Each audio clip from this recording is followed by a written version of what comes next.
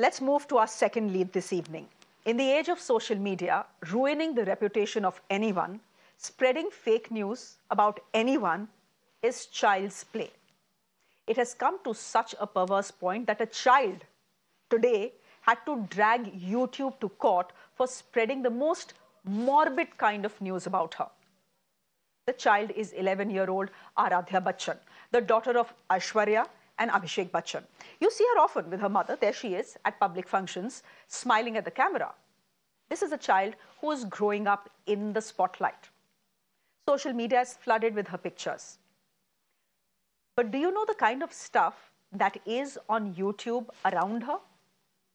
Some YouTube channels say she has cancer. Some say she has met with an accident. Some say she has a heart problem. And some even say that she is no more. Mind you, all this fake commentary has morphed pictures attached to it. Any parent, celebrity or otherwise, would fume at this sort of morbid perversity. The Delhi High Court today was fuming as well.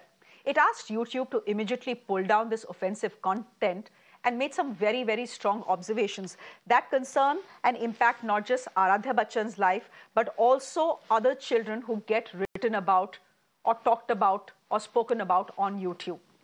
1. The Delhi High Court said this is not the first time that a celebrity kid has been targeted like this. 2. The court said this is not just about celebrities or their children. 3, the Delhi High Court said there is zero tolerance on anything to do with kids. 4, the Delhi High Court said news that is harmful to kids must be treated as child pornography. 5, said the court, the portals need to take immediate action. They cannot say we need time to locate servers, etc. They need to pull down this content about any child immediately, like they would pull down any pornographic content related to a child. Now, let me tell you about YouTube's contention. YouTube said it already has a zero tolerance policy on child pornography and pedophilia.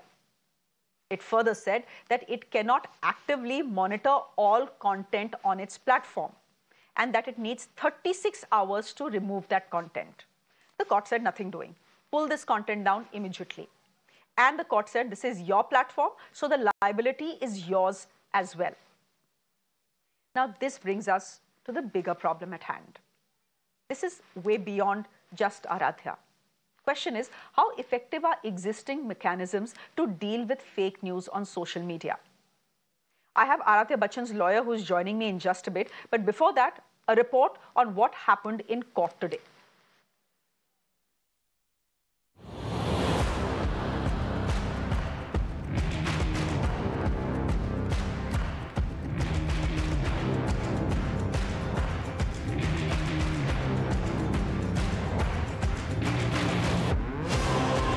Life as a celebrity kid comes with a price of its own. The thin line between a celebrity and being a celebrity's child is often forgotten and breached. But as an 11-year-old, how much can you numb yourself out? Aradhya Bachchan, the daughter of Aishwarya and Abhishek Bachchan, has dragged YouTube to court. Why? For unlawfully gaining from reputation of the Bachchan family, without any regard to the damage caused to Aradhya and her family members. At the crux, fake health news. That Aradhya allegedly has a leg problem due to which she cannot walk properly. That her height is because of that alleged limb condition. Some portals even reported that she's no more. This goes beyond celebrity privacy. It's about reporting fake, unsubstantiated news about her. It's equally about how the law is simply not able to catch up to the constantly evolving and changing technology.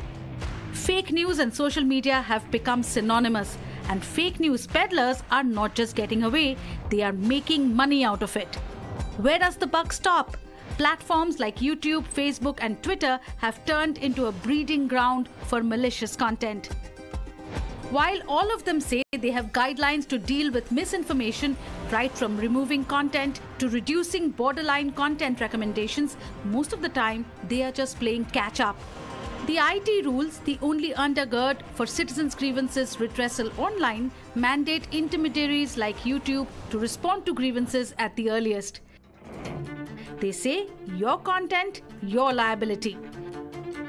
In fact, last year, the centre told the Delhi High Court that the IT Rules 2021 have a clear focus on enhancing the safety of women and children, and also in relation to content breaching physical privacy. Not just that, the government and YouTube held talks last month on chalking out a way to curb channels spreading misinformation. But the sheer volumes of fake content out there and that it repeatedly happens begs the question, can it be brought under control?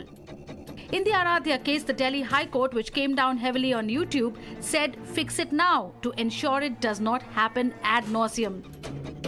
The court also said intermediaries cannot wash their hands of misleading content when they make revenue out of it. Zero tolerance on such content, especially when it comes to children, irrespective of who it is. This was the bottom line from the Delhi High Court. It remains to be seen how social media platforms that have turned into a major conduit of unverified information with the potential to spiral out tackle this.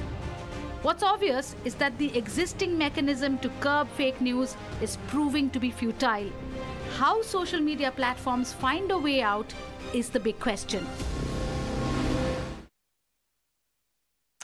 Bringing in Aradhya Bachchan's lawyer, Praveen Anand, on the show now. Mr. Anand is joining us from the airport, from the Delhi airport. He was actually on his way to Dubai, but the issue is so grave that he's agreed to join us at the risk of missing his flight. Mr. Anand, thank you very much, first of all. I want to ask you what the immediate trigger for Aradhya Bachchan and her parents to go to court is.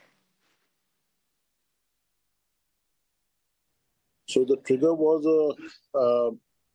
they came across a series of videos on various websites, which were quite diverse in the information which they were providing. But the commonality was that all that information was fake. It was fake and false. So one of them said that she had cancer of the heart. Another one said that she'd had an accident. A third one said she's suffering from some other disease. A fourth one said that she'd actually died. You know more. And so this was totally obnoxious, very hurtful to the parents, very hurtful to the Bachchan name, and therefore a cause of great concern. And they immediately decided to go to court.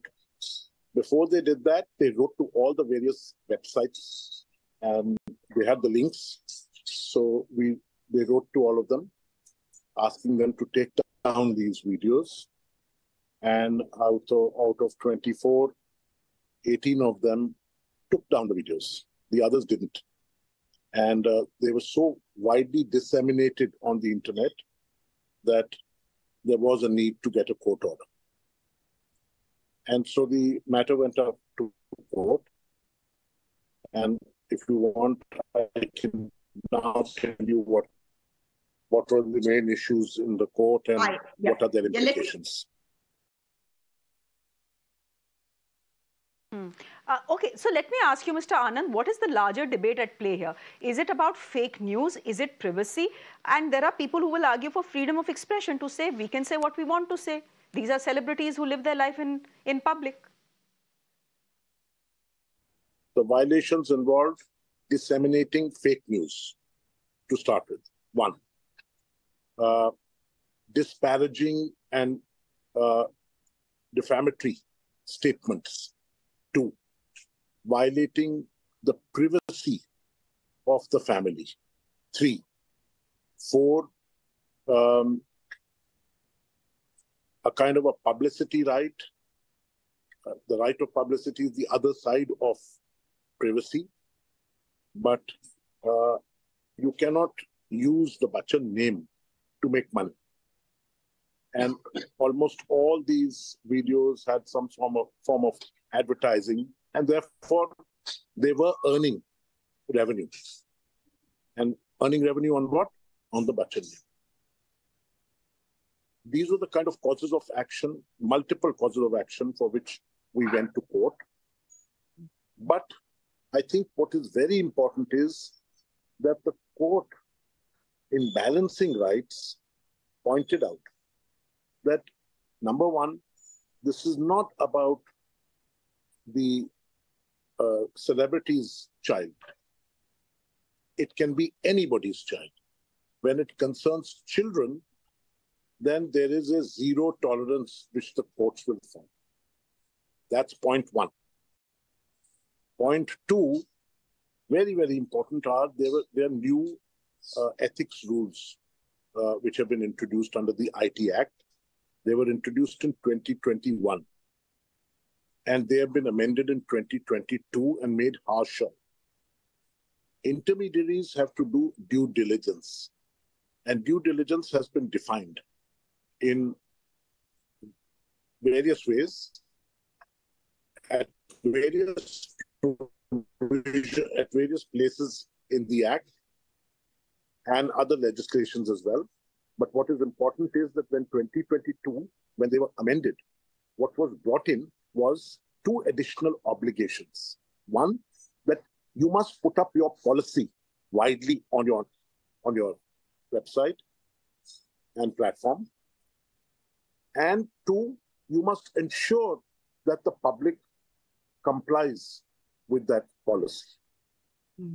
Three, you must make all reasonable efforts to make sure that no infringing material is put on your website.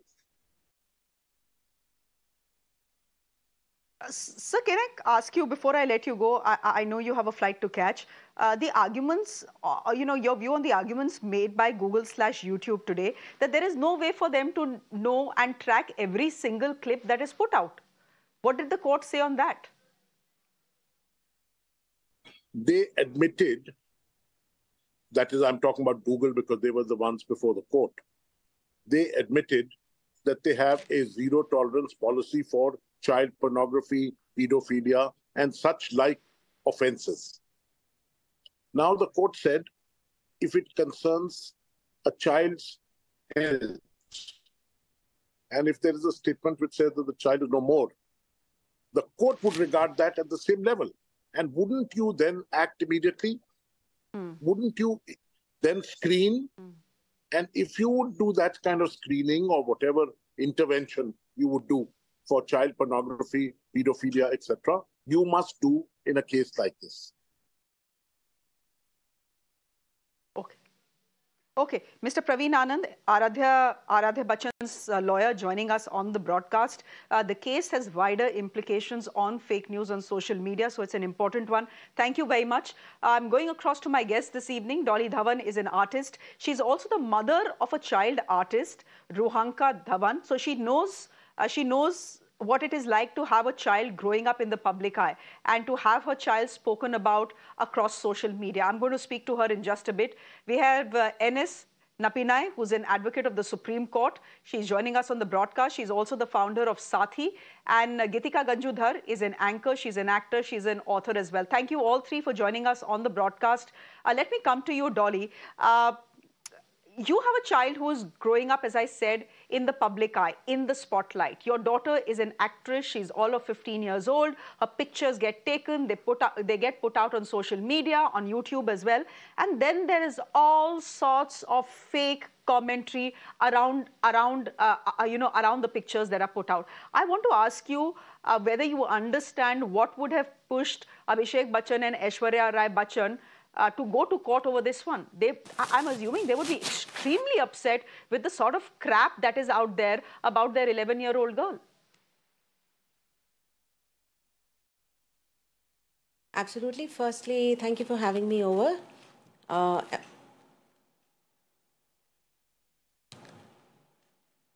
I audible? Absolutely, Dolly, you're audible. Please go ahead. So, yeah, I'm a parent of a 15-year-old. Very correctly that you mentioned that Rohanika, she's been in front of the camera.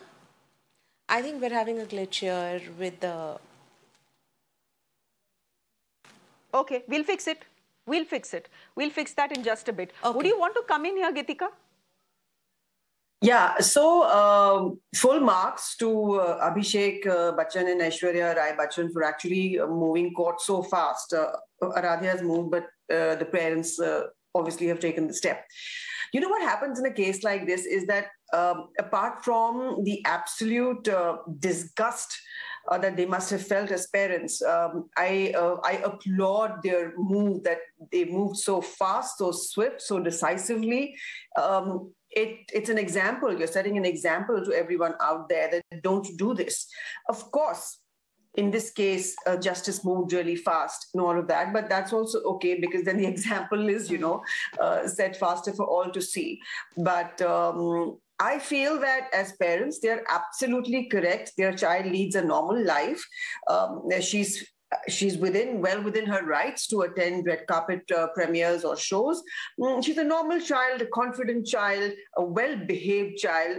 You can't take that away from her. You can't say that just because this is a child in the public eye, she should also be ready for this. No, sorry. That is well within her right. Her right to privacy is well within her right. This is absolutely unacceptable. And I'm glad that the Bachchans have taken the lead to set an example. And I hope they don't let this go that easily. I can't understand for the life of me why even those 7 YouTube channels haven't pulled the content down as of yet. They should immediately pull this content down. This is not the first time. We haven't seen this happening for the first time with a celebrity child. There are many other children who also faced similar issues. We should nip this in the bud, and really, I mean, full marks to them for taking this on so correctly with positive aggression. Okay. And well done. Yeah, well done. Someone had to do it. I'm glad they did it. They have the resources to follow this through, so I'm glad they did it. Would you want to come in here, Dolly? You were making a point when the connection got cut. Go ahead, complete your point, and then I'm going to get the lawyer in as well. Yes. So, absolutely, full marks to the Bachchan family. Like someone has really initiated this. Someone has taken this up. And the courts are also taken this up very sternly. We have to protect our kids. It is high time. I am a parent to a 15-year-old child, and I have faced this in the past where Rohanika's pictures were taken, they were morphed, they were on Facebook, and we had to get them off. It was very difficult. It was a task, to be honest. And I agree, it must have been so stressful for the Bachchans, with all these untruthful and misleading news everywhere, and they're viral, they're all over. So I am really glad, and full marks to them, that they have done this. Rohanika has faced this. She's seen her pictures very evidently put up all over, and it's like, who really gives them the right to, when they pick up pictures from somewhere and they're morphed and they're all over. So it is very stressful for the child. So I'm glad this is happening, and it has happened. So can I just stress, can I just sort of press you on this point for a bit? You're saying that Rohanika's pictures were all over as well. But, having pictures all over is one thing. And having these morphed pictures all over is another thing. So are you talking about morphed pictures that made her deeply, deeply uncomfortable? And what do you mean when you say that it was very tough to get those off YouTube and Facebook? Tell me. Pictures of, they were... Yes, I had to I definitely don't have resources as what the Bachchans have, but then I had to get in touch with some PR agency, a few other people helped me who got, got those pictures off Facebook. So they were pictures of before, like when Rohanika was very young, when she started her acting in TV, and of what she looks now. And probably the body was not hers, only the face. They made her look like an adult, almost an adult, and they were misleading, they were fake, right? So that was, of course, and it was very hurtful for Rohanika as well, that, someone would just take her face off and probably put it onto someone else's body. So, of course. But at the same time, how much could we, I don't know where all they are. This is perverse morbidity. We did try to whatever we could see where they were. Absolutely, yes, yes. But it was a task. But it was a task. Ennis, It's like... it's pathetic. It was for a task. any parent, It was a task. whether it's a celebrity or whether it's a regular parent who's a non-celebrity, this would be traumatic for anyone. Oh, yes. But Enis, Napina's question is, and I'm asking, Traumatic I'm asking the lawyer this question on the panel. Absolutely, and for... Yeah, for the kids, it can't be pleasant either. I mean, it can't be pleasant for anyone, parent or kid, to hear things like your child has cancer, your child has a heart problem, your child is dead. I mean, what sort of, first of all, people are these? But Enis, Napina, I want to ask you as a lawyer, what does this change? What does the Bachchans going to court and Aradhya Bachchan going to court and getting this order change for the complete fake news that pervades social media right now? I would say that it should not just be restricted to fake news. It changes everything with respect to content pertaining to minors. What it does as a first level reaction from me is that now every parent is aware that they have rights and remedies. Every child also is aware in terms of where the lines are drawn and what is permissible and what is impermissible. The reason why I said it's not just about fake news is I heard Praveen talk about the fact that it's a fake news and therefore it's critical for a takedown, etc. I would go one step further and say, even assuming it's not fake, if it is information about health itself, it's sensitive personal information. And more so when it pertains to a child. No platform, no other individual has the right to share that kind of information online. So fake or not, there is a higher threshold, higher level of protection that an online platform is expected to extend to children.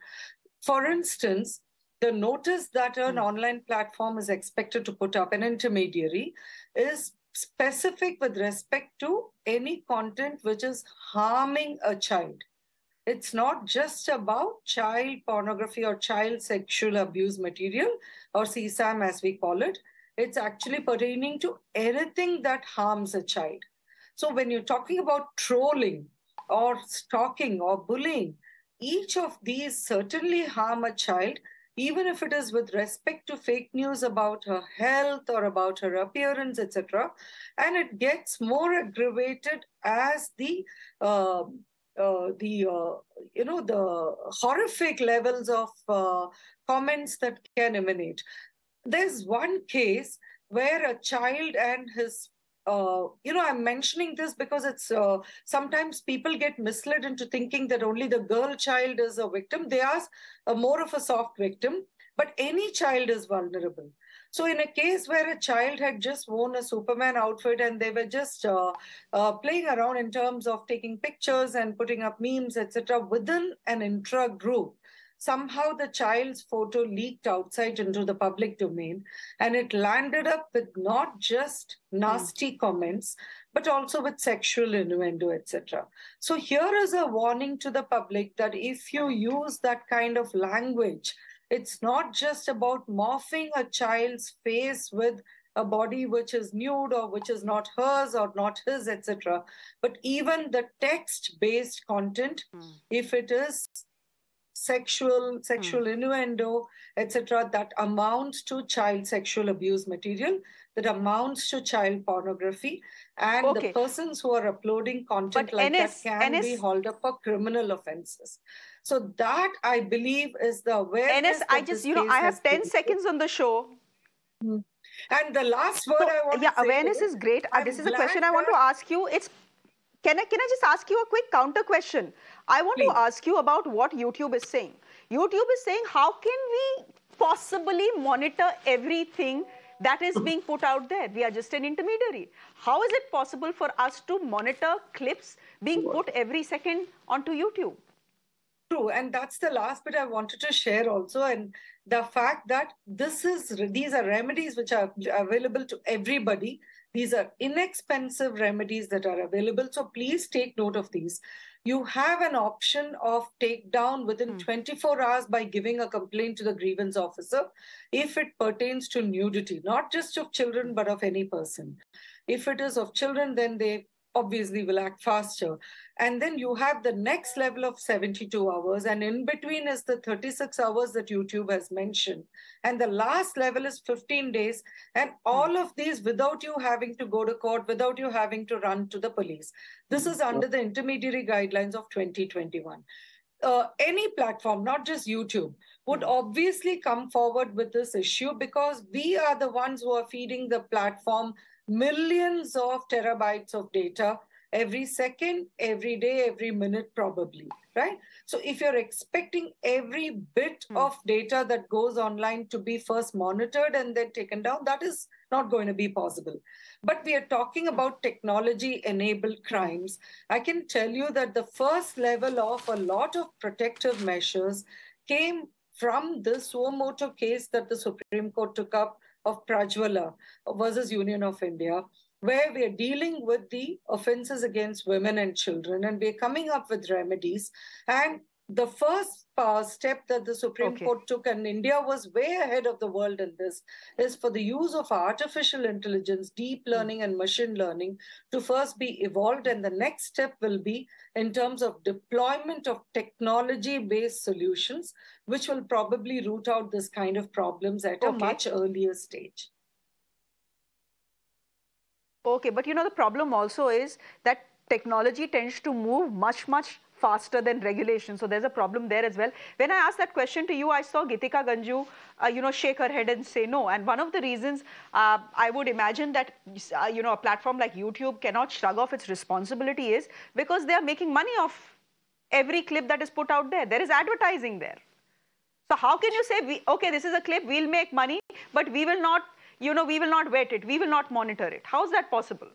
Under the new intermediary guidelines, they can't get away with this kind of thing because there are two levels of protection the intermediary guidelines give. One is through the notice to warn users what they can and can't do.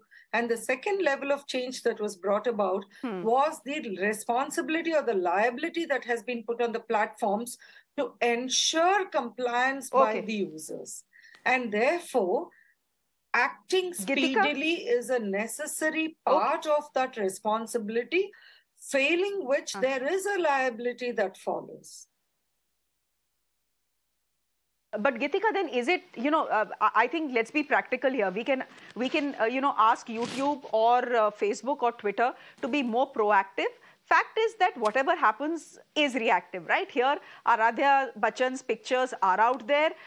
This sort of fake news, morbid fake news is out there, which is why there is a reaction from the parents and therefore the court. So let's just accept that. My question to you is, do parents also need to be now vigilant that if their kid's photograph or face is being used/misused and there's fake news around it, then they need to start knocking the doors, and not necessarily of the court, but of agencies that are responsible. Do it. Don't say let it go. Chhod do.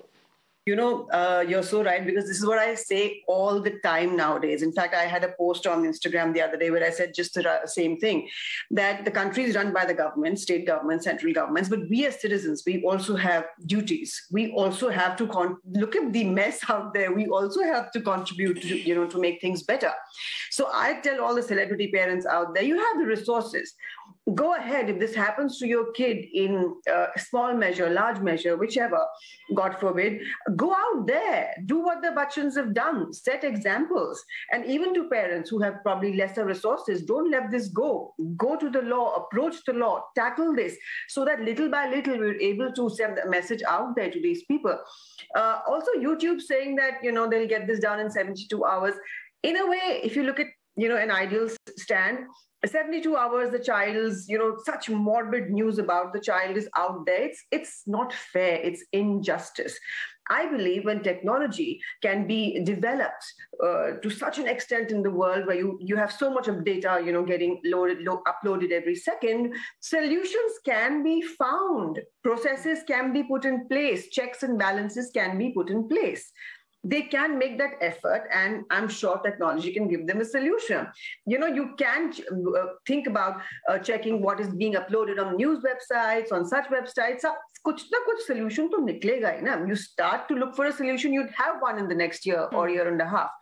but they'll have to find a solution because ye belagam, ye to terror hai. I mean, we have one terror attack in Kashmir and things like this. This is terrorizing private citizens. This is unacceptable. This is terror. Solutions have to be found. I agree with you. I agree with you. This is terror on a private citizen. When you're traumatizing them, attacking their, attacking their public persona, attacking their public lives, this is terror. This is absolute terror. I agree with you there. Thank you very much, Dolly, for joining us. Thank you very much, Gitika, for joining us as well. And I'm going to thank the lawyer on the show, NS, for joining us as well. I'm afraid I'm completely out of time. I would have liked to speak to all of you a bit more, but out of time here. For the moment, a break. There's some more news on the other side. Do stay with us.